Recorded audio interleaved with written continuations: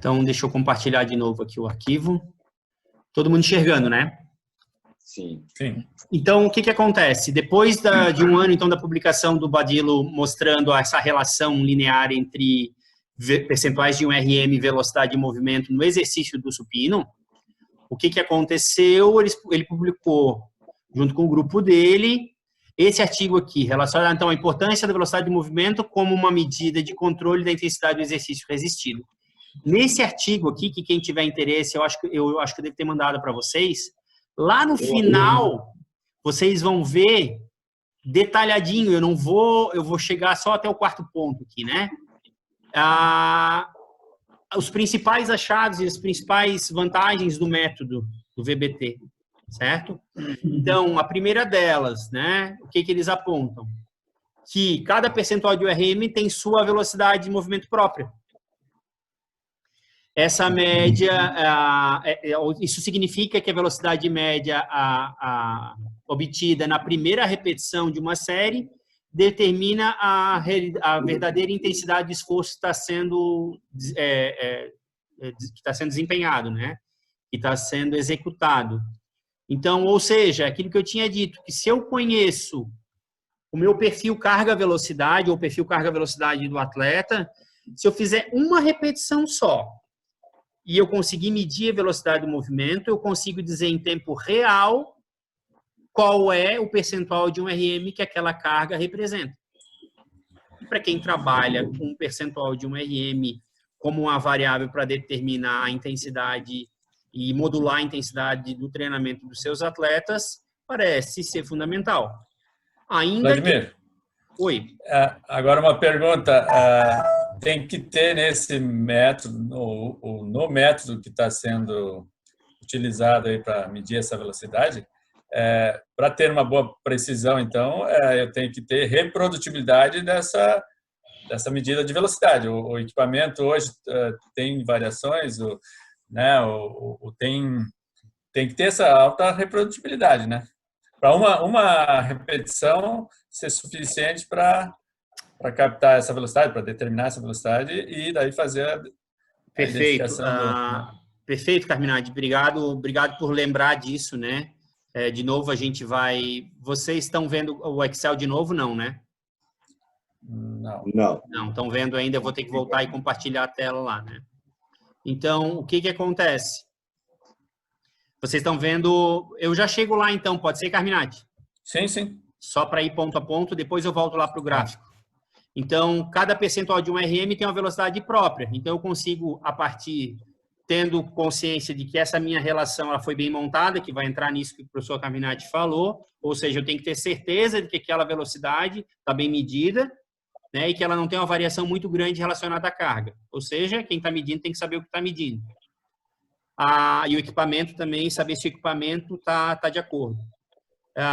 Então, outra coisa, né? Que eu encerrei, tive que juntar os dois vídeos, né? Eu tive que encerrar lá enquanto a gente estava fazendo a apresentação lá da planilha.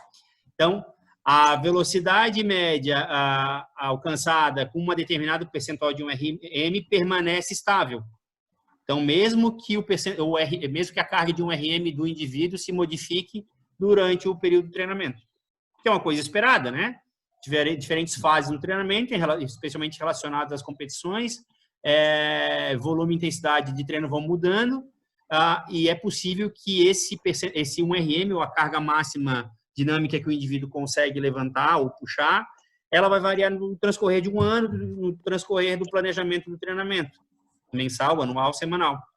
Então, independente disso, e por isso que eles chamam de uma variável estável, né? Lembra que lá no título como é que eles tratam isso? Uma velocidade para medida, como uma medida de controle. E ele vai assumir como a variável mais estável, né, para essa medida. Então, voltando para cá. Essas duas nós já contemplamos. Ou seja, cada velocidade tem um percentual de 1RM e esse percentual não muda, mesmo que 1RM mude. Então, uma vez traçado o perfil carga-velocidade do atleta, é muito provável que aquele perfil ele se mantenha. A única coisa que vai mudar é a magnitude do 1RM. Ou seja, para uma mesma carga relativa, a velocidade é a mesma. Não acontece a mesma coisa para a carga absoluta. Ou seja, se o meu RM aumenta, a minha carga absoluta aumenta. Se o meu 1RM diminui, a minha carga absoluta diminui. Para a carga relativa, não, ela está sempre relacionada ao RM atual. Certo, gente? Então, a carga permanece sempre o mesmo. Então, lá, ó, terceiro ponto que eles destacam. A velocidade média alcançada nos testes de 1RM, ou seja, V1RM, determina, só vamos ler de volta aqui, determina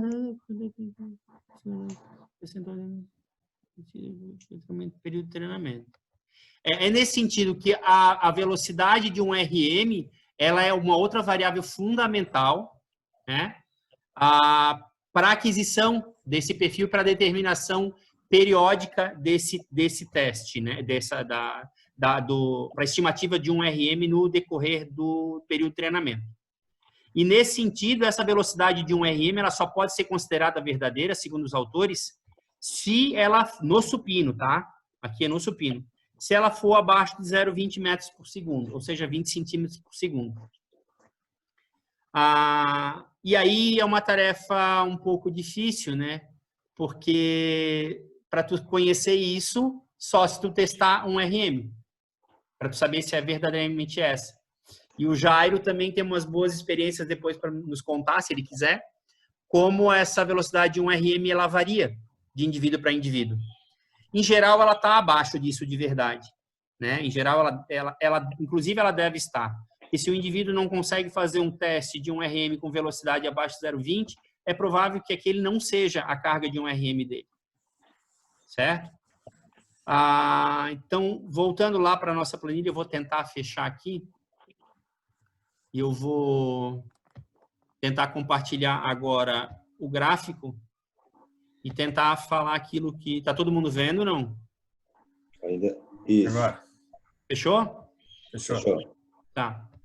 Então, aquilo que o Carminati falou, e falou bem falado, é que numa avaliação de um RM lá, eu tenho lá o meu encoder, ou eu tenho lá o meu celular, que eu vou medir a velocidade de movimento, ou eu tenho lá o meu acelerômetro, né, que tem mais de uma marca no mercado.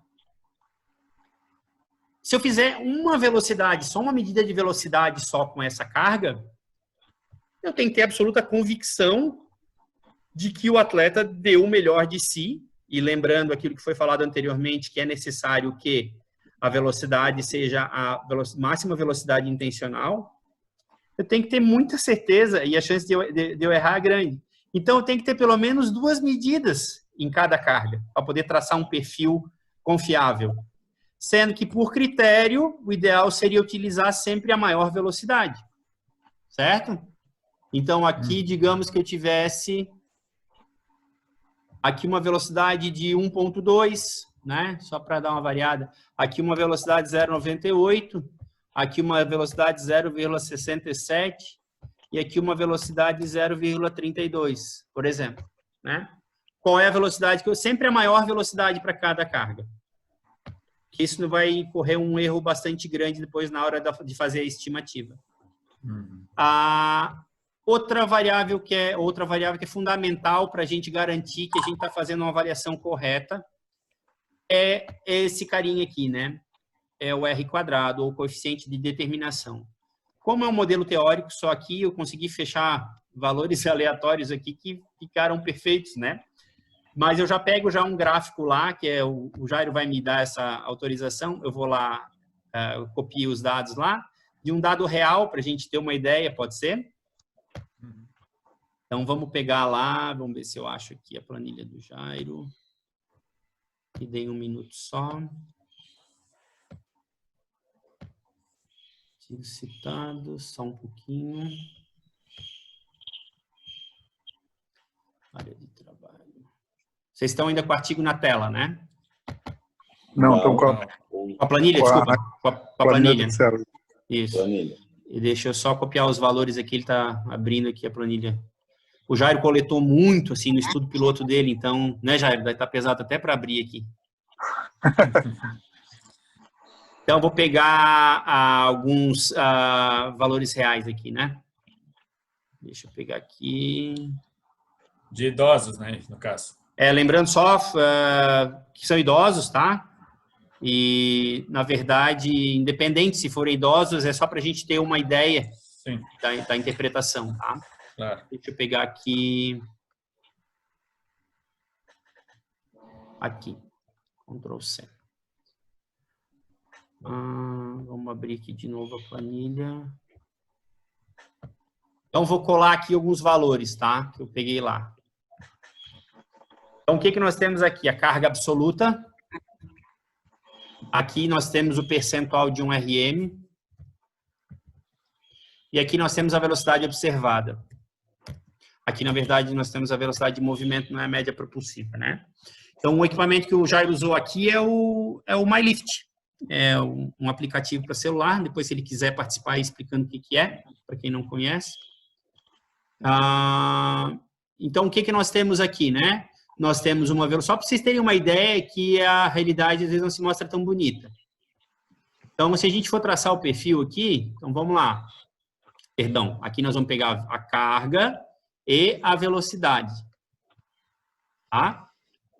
Então, vou lá para o meu gráfico de dispersão. Tá lá, ó.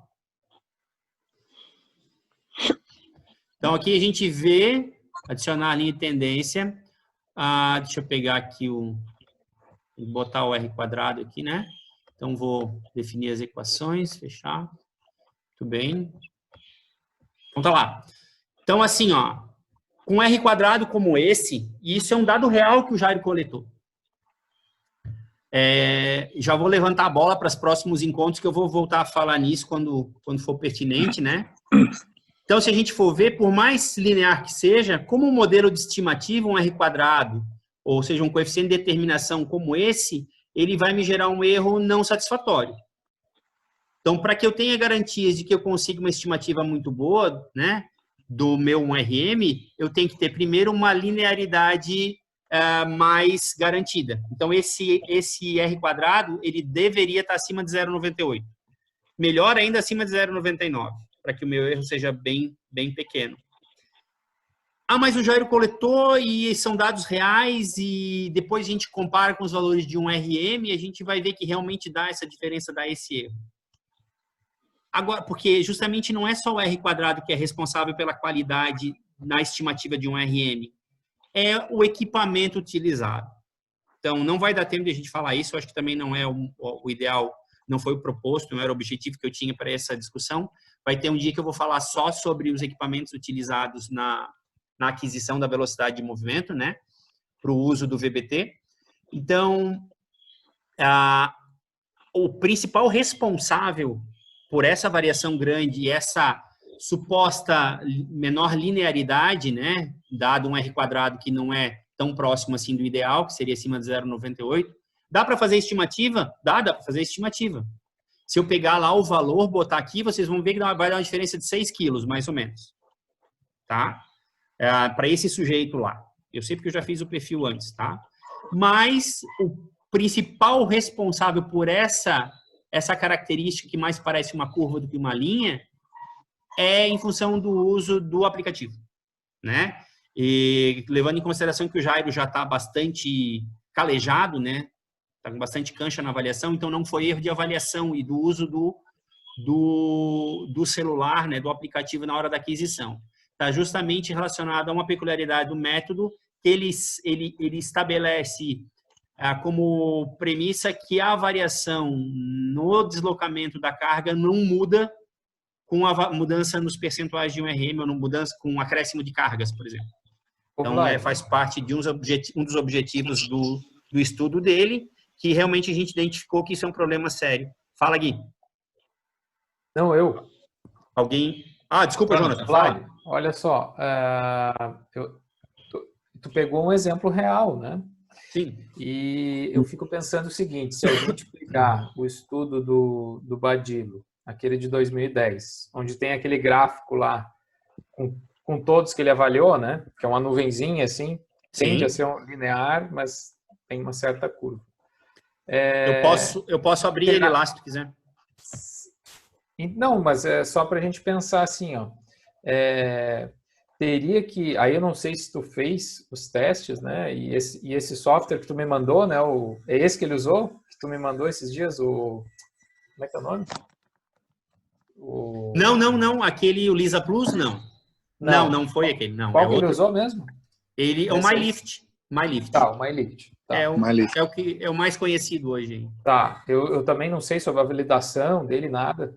Mas eu acho que para bater o martelo que esse comportamento é devido a um erro ou de medida, acho que teria que dar uma testada, porque assim, esse comportamento mais linear, se vocês olharem aquela nuvem lá, daquele gráfico do Badilo, pode ser que muitos tenham um comportamento um pouquinho diferente, né? Mas em média ele se mostra linear, né?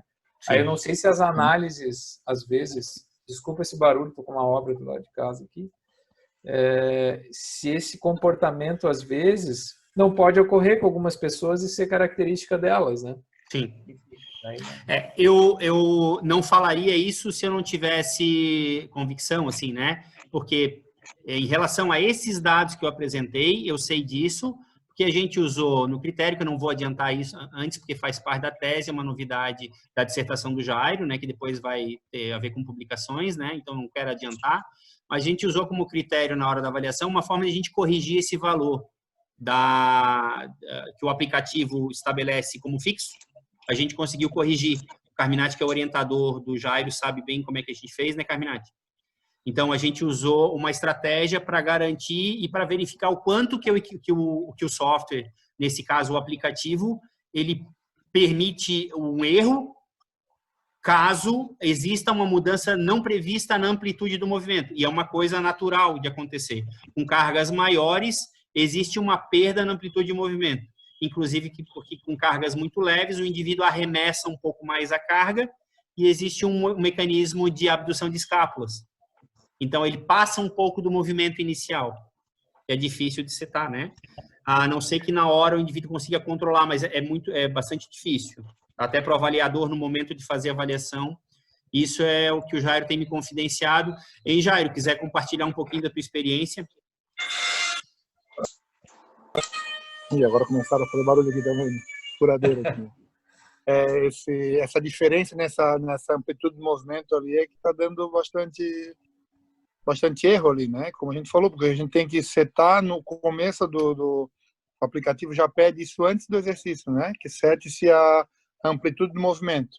Uhum. Então, sem carga nenhuma, a pessoa estende os cotovelos e a gente faz essa medida. Mas na hora da execução, quando o peso é muito mais leve, ele tem essa a abdução das escápulas, né? Então ele passa desse ponto. E nisso o aplicativo não sabe o quanto ele passa. Então aí é que começa a somar os erros, né? Então é isso que a gente está tentando mostrar aqui. Para cargas muito baixas, o erro é bem maior, né? Então, eu vou fazer aqui, obrigado, Jairo, eu vou fazer aqui o seguinte, eu vou pegar as cargas, daí quando a gente corrige a velocidade, de acordo com esse método que a gente propõe de ajuste, que eu acho que vai ser muito bem-vindo depois para a publicação, acho que vai ser muito bacana. A gente vai ser bem aceito, né? Uma maneira de ajustar o valor do aplicativo. Então, eu vou colar a velocidade. Então, vocês estão vendo que eu colei aqui, né? Então, essa é a velocidade. Olha como fica diferente. Quando a carga fica maior, as velocidades não mudam tanto, né? Agora, quando a carga é menor, dá muita diferença na amplitude do movimento, tá? Pelas velocidades, a gente já vê, ó. Então, eu vou traçar agora a mesma coisa, só que eu vou usar essa velocidade corrigida, onde a gente corrige a carga, a velocidade fornecida pelo aplicativo. Então, eu vou pegar aqui e vou pegar a velocidade corrigida. Só para, se eu não passar vergonha, aqui vai melhorar. Eu não passar vergonha. Tá lá, ó. Então, adicionar linha de tendência.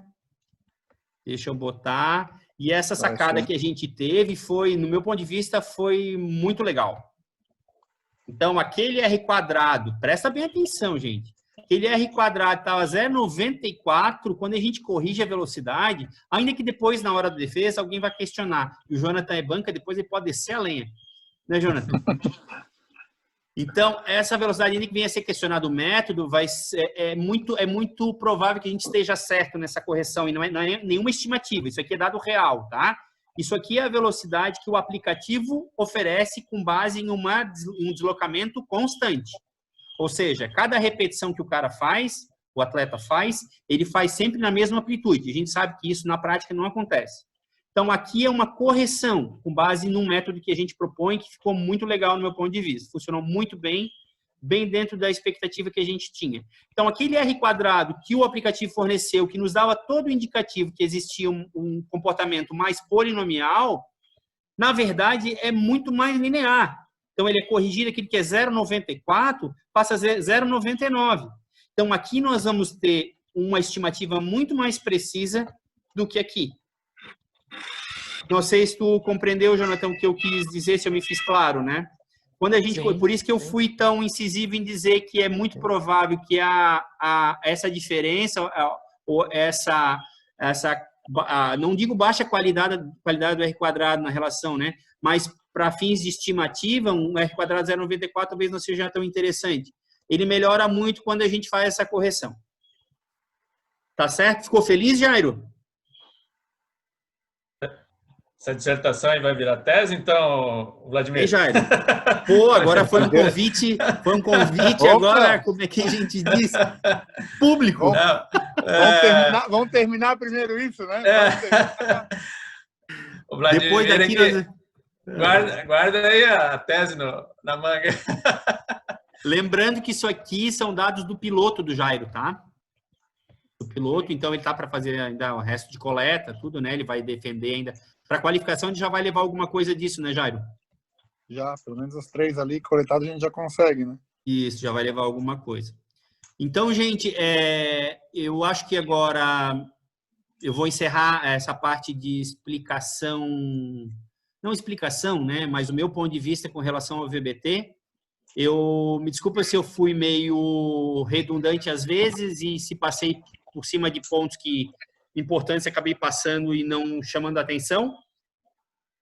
Como é muita informação e eu tenho outras aplicações do método envolvidas, então aquilo que de repente para mim me parece às vezes trivial, eu não precisaria tocar no ponto, de repente não fica muito didático, então vocês me perdoem, não é essa a intenção, né? Ainda que não fosse deixar tudo mastigadinho como uma aulinha que a gente pega na mão e carrega, lembrando, né, que querendo ou não são todos profissionais, então, mas eu queria também ter sido mais didático, então vocês me perdoem nesse sentido. Eu vou deixar aberto daí agora se alguém quiser contribuir com alguma ideia, né, alguma opinião sobre aquilo que foi conversado hoje, para que daí a gente possa discutir em conjunto, em grupo daí, tá? Não, foi bem bom, Vladimir. Só voltando nesse assunto, ele utilizou o MyLift para fazer a medida, né? Isso. Tá, eu entendi ali, o MyLift é obrigado a colocar a distância primeiro que vai ser percorrido, né? Amplitude de movimento, e depois vai fazer o cálculo com a amplitude de movimento. E isso. Não pensar em fazer um teste junto, pegar esse vídeo, porque ele acaba salvando um vídeo, né? Sim.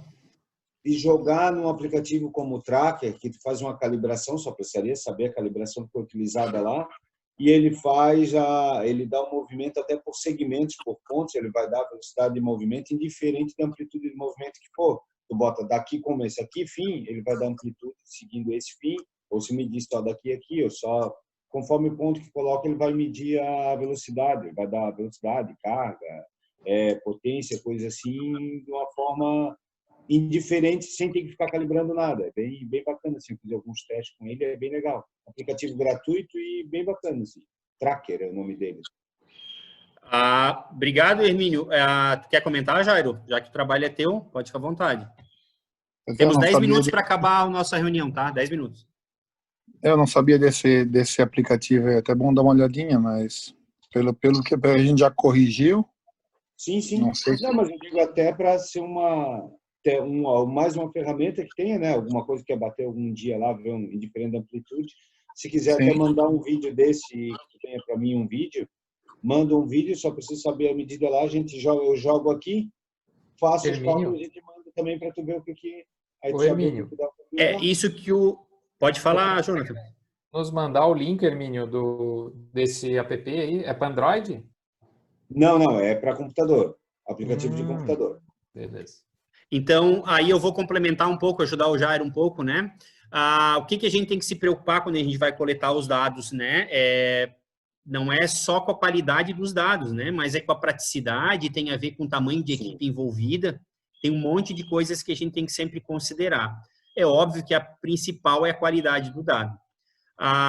O Jairo, no momento ele ainda vai continuar mais coletas, então pode ser que seja bem-vindo e é uma alternativa que está propondo, que nada mais faz esse aplicativo para desktop que tu está falando do que usar o método da cinemetria. Tu calibra um ambiente, na verdade, tu faz uma filmagem, tu conhecendo o número de quadros por segundo que a tua câmera do teu celular é capaz de gravar, tu consegue adquirir, inclusive tu consegue fazer medida do deslocamento, né?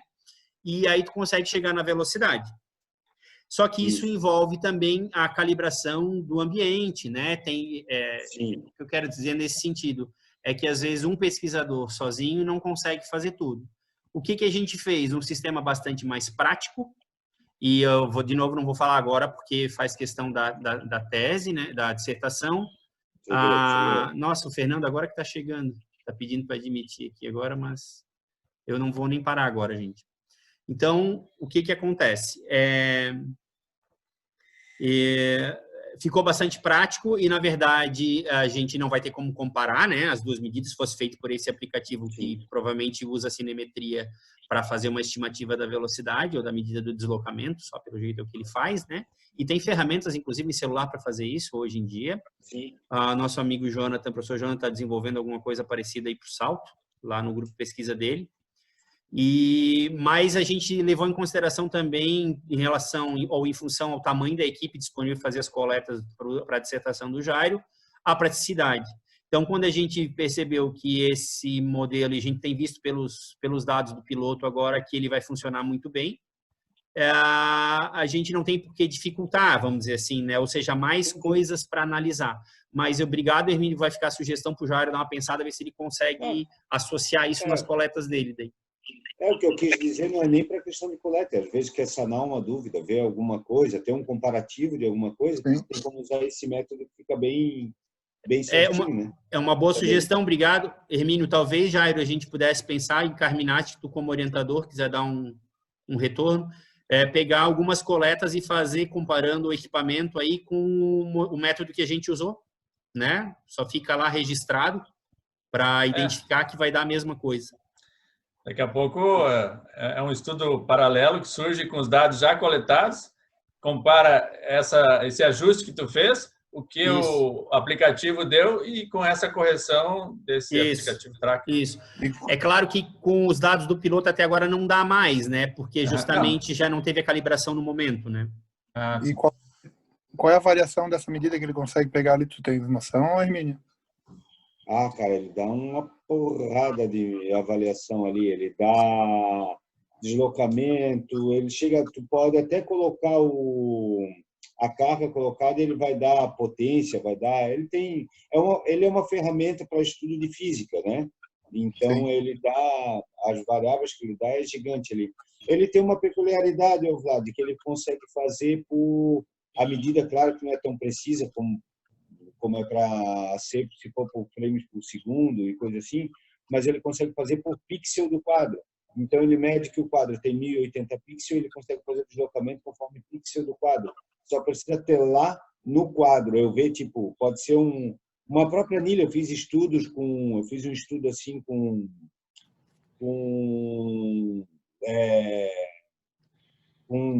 LPO, e a própria anilha, o diâmetro da anilha foi utilizado para calibrar, porque ele está no vídeo, ele sabe que tem tantos pixels e ela tem, se não me engano, 48 centímetros da anilha e deu certinho, deu muito perto, assim, sem precisar ter um calibrador lá, sabe? Calibrar. Sim, tu tendo a dimensão e conseguindo transformar isso em pixels, ele vai interpretar isso, claro. Sim. Mas como são poucos pixels, o ideal seria se fosse filmado tipo em 4K, coisa assim, daí seria um pouquinho melhor, né? Mas geralmente, se a resolução for baixa, aí ele dá um erro bem grande, assim. Mas a partir do Full HD e 60 frames por segundo já fica bem legal. de trabalhar. Eu até sugiro, Hermínio, não sei se tu conhece o Digime, não sei como é que é o nome, acho que é o SkillScaptor agora, o software, e o Kinovia também. A gente está bem acostumado a utilizar. Só que a vantagem em relação a esse tracker, que eu dei uma olhada agora, eu não sei se esse tracker faz seguir o marcador, se for o caso, né, a barra, de uma maneira automática, né? Já então seria legal. O Kinovia, por exemplo, o Kinovia e o SkillScaptor são duas ferramentas que a gente usa bastante na biomecânica, assim. E ele tem vários recursos também, né? Daria para testar. Bem legal. Gente boa! Desculpa, Jonathan, não sei se te atrapalho. Se alguém quiser fazer alguma consideração, nós temos 3 minutos para encerrar a outra reunião. Já está encerrando, então, na verdade, vai dar 1h20 de papo aí, né? Então, se alguém quiser falar alguma coisa em 1 minutinho, 2 aí. Vlad, só queria agradecer aí a explanação. Muito boa, como sempre. Acho que não precisa ser tão didático, não precisa nem se desculpar por isso, porque tá todo mundo livre aqui para perguntar qualquer dúvida. E é sempre bom estar se inteirando aí dessa história, dessa escola, né, da velocidade de movimento.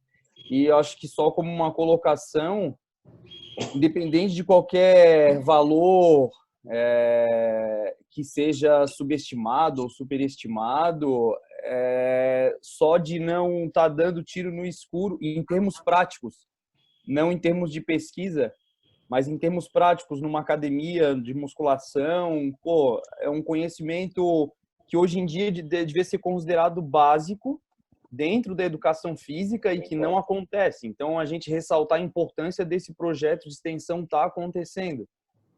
Isso devia ser normal em todas as salas de musculação, não dar tiro no escuro, saber o percentual de carga daquele aluno. E aí, mais ainda, a importância do teu trabalho, da tua tese, que envolve velocidade autoselecionada. Tem que explorar isso e a gente tem que dar um jeito realmente. Agora, claro, botando no YouTube, abrir isso para o mundo e a gente ir divulgando, né, nas próprias redes sociais, a importância. Até se tornar a cultura leva um tempo, mas a batalha é essa, é de formiguinha, né? Com o Juninho, esse que está presente na reunião, aconteceu dessa forma. A gente fazia uns encontros, estava começando a fazer uns encontros, conversar, já tive a oportunidade de avaliar ele bastante, né? É um amigo pessoal, ele é atleta profissional de futevôlei, ele está hoje entre os 5 atletas do mundo de futevôlei, né, Juninho? Pois comenta aí. Então, um atleta de alto nível, assim, e ao passo que a gente foi avaliando ele, foi explicando, porque é um profissional de educação física interessadíssimo em ciência, foi explicando e ele foi se interessando por esse assunto, e aí aos poucos a gente vai entrando nesse, como tu mesmo falou, nesse universo da educação física e no mundo dentro desse universo que é a Escola da Velocidade de Movimento. Fechou, Gui? Muito bonito mesmo. Valeu, Vlad. Gui, obrigado pelas palavras, pela consideração. Não vai dar para mais ninguém falar, então, para não cortar ninguém, nós vamos encerrando daí hoje a conversa. Muito obrigado pela participação de vocês